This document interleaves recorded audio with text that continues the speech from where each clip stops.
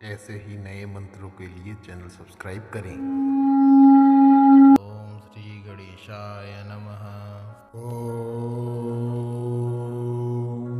अस्य श्री बृहस्पति कवचस्य श्री ईश्वर ऋषिः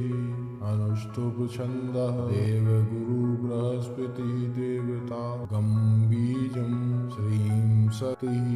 क्लीं कीलकं बृहस्पति पीडा शमनार्थे पाठे विनियोगः श्री ईश्वर ऋषये नमः शिरसि अनुष्टप छन्दसे नमः मुखे श्री बृहस्पति देवताय नमः हृदि गंबीजाय नमः गुहे श्री शक्तये नमः पादयो क्लीं कीलकाय नमः नाभौ बृहस्पति पीडा समनार्थे पाठे विनियोगाय नमः सर्वांगे अभीष्टं फलदं देवं सर्वज्ञं सुरं पूजितम् अच्छमालाधरं शान्तं प्रणमामि बृहस्पतिम्। अथ कवचस्य बृहस्पतिः शिरः पातु लालाटं पातु मे गुरु कर्णो सुरगुरुः पातु नेत्रे मे अभीष्टदायक जिह्वा पातु सुराचार्यो नासां मे वेदपारगः मुखं मे पातु सर्वज्ञो कंठं मे देवता गुरुः भुजंगवांगिरसः पातु करो पातु शुभप्रदः स्तनो मे पातु वागीशः कुक्षि मे शुभलक्षणः नाभिं देवगुरुः पातु मध्यं पातु सुखप्रदः कटिं पातु जगद्बन्धः उरुं मे पातु वाक्पतिः जङ्घे सुराचार्यो पादौ विश्वात्मकस्तथा अन्यानि यानि चाङ्गानि रक्षेन मे सर्वतो गुरुस्पतिः शिरः पातु लालाटं पातु मे गुरु कर्णो सुरगुरुः पातु नेत्रे मे अभीष्टदायक जिह्वा पातु सुराचार्यो नासां मे वेदपारगः मुखं मे पातु सर्वज्ञो कंठं मे देवता गुरुः भुजंगवांगिरसः पातु करो पातु शुभप्रदः स्तनो मे पातु वागीशः कुक्षि मे शुभलक्षणः नाभिं देवगुरुः पातु मध्यं पातु सुखप्रदः कटिं पातु जगद्बन्धः उरुं मे पातु वाक्पतिः जङ्घे सुराचार्यो पादौ विश्वात्मकस्तथा अन्यानि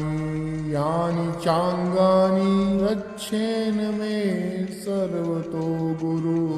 शिरः पातु लालाटं पातु मे गुरु कर्णो सुरगुरुः पातु नेत्रे मे अभीष्टदायक जिह्वा पातु सुराचार्यो नासां मे वेदपारगः मुखं मे पातु सर्वज्ञो कंठं मे देवता गुरुः भुजंगवांगिरसः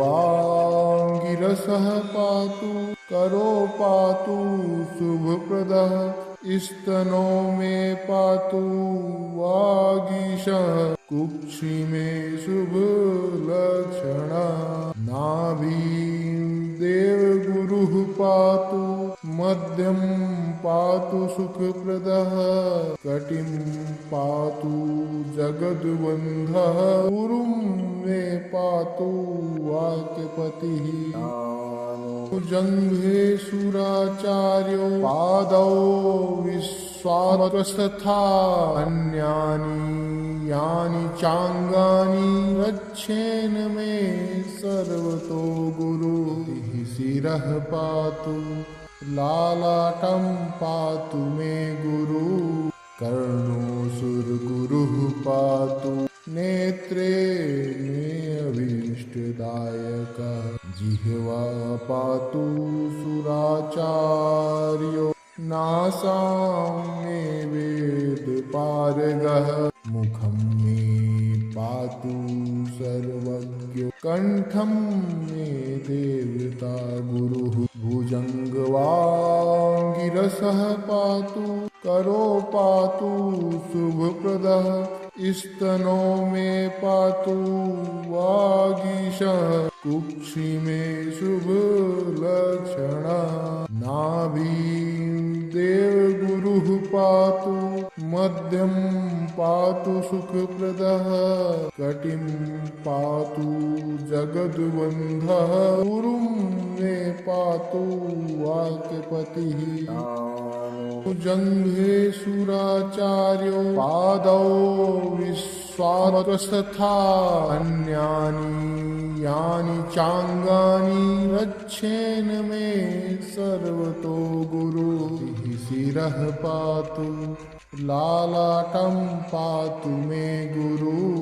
कर्णोऽसुरगुरुः पातु नेत्रे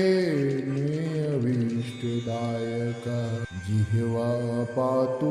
सुराचार्यो नासां मे वेदपारगः मुखं मे पातु सर्वज्ञो कण्ठं मे देवता गुरुः भुजङ्गवाङ्गिरसः पातु करो पातु शुभप्रदः स्तनो मे पातु वागीशः कुक्षि मे शुभलक्षणः नाभिं देवगुरुः पातु मध्यं पातु सुखप्रदः कटिं पातु जगद्बन्धः गुरुं मे पातु वाक्पतिः जङ्घे सुराचार्यो पादौ विश्वावतस्तथा अन्यानि यानि चाङ्गानि रक्षेन मे सर्वतो गुरुः शिरः पातु लालाटं पातु मे गुरु कर्णोऽसुरगुरुः पातु नेत्रे मे अभीष्टदायकः जिह्वा पातु सुराचार्यो नासां मे वेदपारगः मुखं मे पातु सर्वज्ञो कण्ठं मे देवता गुरुः भुजङ्गवाङ्गिरसः पातु करो पातु शुभप्रदः स्तनो मे पातु वागीशः कुक्षि मे शुभलक्षणः नाभिं देवगुरुः पातु मध्यं पातु सुखप्रदः कटिं पातु जगद्बन्धः गुरुं मे पातु वाक्पतिः जङ्घे सुराचार्यो पादौ विश्वावतस्तथा अन्यानि यानि चाङ्गानि रक्षेन मे सर्वतो गुरुः शिरः पातु लालाटं पातु मे गुरु कर्णोऽसुरगुरुः पातु नेत्रे मे अभीष्टदायकः जिह्वा पातु सुराचार्यो नासां मे वेदपारगः मुखं मे पातु सर्वज्ञो कण्ठं मे देवता गुरुः भुजङ्गवाङ्गिरसः पातु करो पातु शुभप्रदः स्तनो मे पातु वागीशः कुक्षि में शुभ लक्षणा नाभिं देवगुरुः पातु मध्यं पातु सुखप्रदः कटिं पातु जगद्बन्धः गुरुं मे पातु वाक्यपतिः जङ्घे सुराचार्यो पादौ विश्वावतस्तथा अन्यानि यानि चाङ्गानि रक्षेन मे सर्वतो गुरुः शिरः पातु लालाटं पातु मे गुरु कर्णोऽसुरगुरुः पातु नेत्रे मे अभीष्टदायकः जिह्वा पातु सुराचार्यो नासां मे वेदपारगः मुखं मे पातु सर्वज्ञो कण्ठं मे देवता गुरुः भुजङ्गवाङ्गिरसः पातु करो पातु शुभप्रदः स्तनो मे पातु वागीशः कुक्षि मे शुभलक्षणा नाभिं देवगुरुः पातु मध्यं पातु सुखप्रदः कटिं पातु जगद्बन्धः गुरुं मे पातु वाक्यपतिः जङ्घे सुराचार्यो पादौ विश्वावतस्तथा अन्यानि यानि चाङ्गानि रक्षेन मे सर्वतो गुरुः शिरः पातु लालाटं पातु मे गुरु कर्णोऽसुरगुरुः पातु नेत्रे मे अभीष्टदायकः जिह्वा पातु सुराचार्यो नासां मे वेदपारगः मुखं मे पातु सर्वज्ञो कण्ठं मे देवता गुरुः भुजङ्गवाङ्गिरसः पातु करो पातु शुभप्रदः स्तनो मे पातु वागीशः कुक्षि मे शुभलक्षणा नाभिं देवगुरुः पातु मध्यं पातु सुखप्रदः कटिं पातु जगद्बन्धः गुरुं मे पातु वाक्यपतिः जङ्घे सुराचार्यो पादौ विश्वावतस्तथा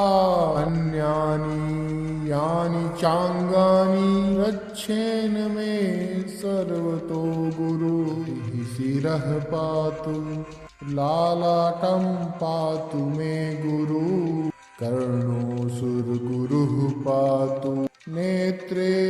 मे अभीष्टदायकः जिह्वा पातु सुराचार्यो नासां मे वेदपारगः मुखं मे पातु सर्वज्ञो कण्ठं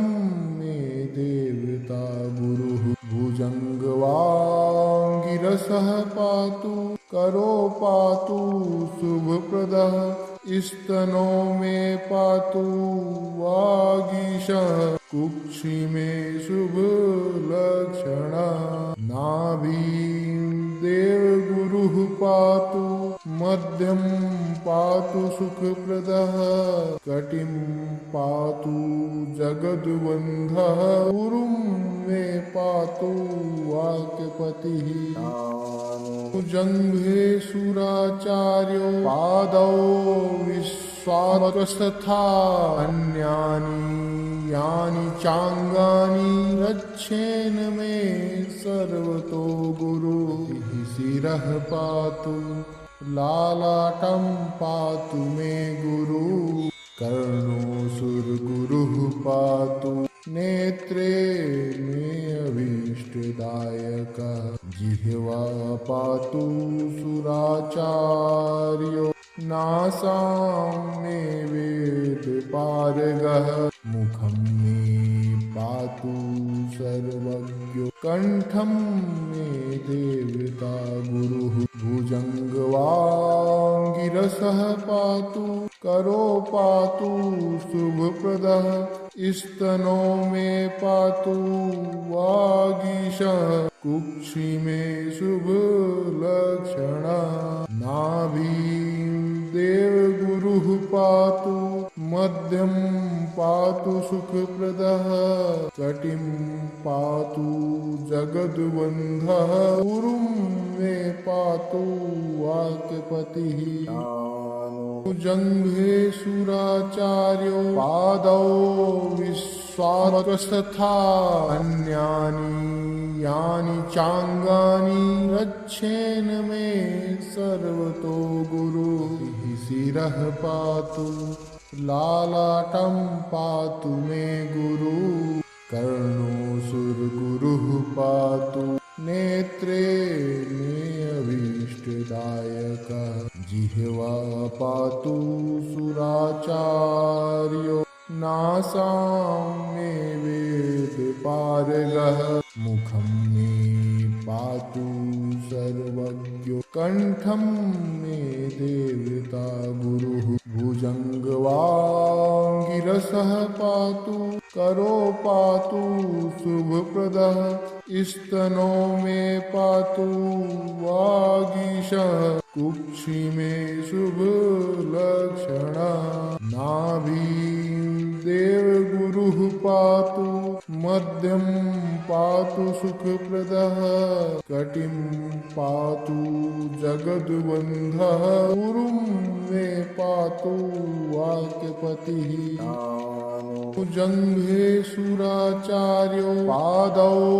विश्वात्मकस्तथा अन्यानि यानि चाङ्गानि रक्षेन मे